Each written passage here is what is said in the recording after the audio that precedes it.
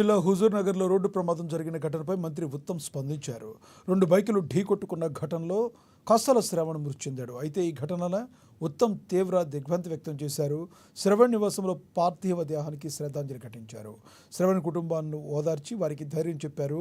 Congress party ఎప్పుడూ వారికి అండగా ఉంటుందని భరోసా కల్పించారు మంత్రి ఉత్తమ్ కుమార్ రెడ్డి.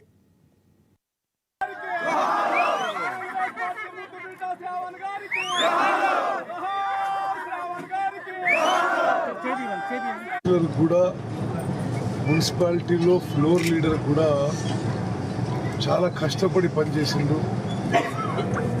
మరి వాళ్ళ వార్డు అభివృద్ధి కానీ మున్సిపాలిటీలో వివిధ అభివృద్ధి కార్యక్రమాలకి మరి ఆయన చేసిన సేవలు ఈ బజార్లో ఈ వార్డులో ప్రజలందరూ మర్చిపోరు.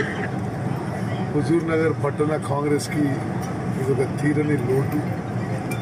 మరి వారి కుటుంబ సభ్యులకి నా ప్రగాఢ సానుభూతి సంతాపం తెలియజేస్తూ శ్రవణ్ ఆత్మకి శాంతి కలగాలని భగవంతుని ప్రార్థిస్తున్నాను. వాళ్ళ పిల్లల విద్యా ఖర్చు మొత్తం కూడా కాంగ్రెస్ పార్టీ నేను భరిస్తామని చెప్పి కూడా మున్సిపాలిటీలో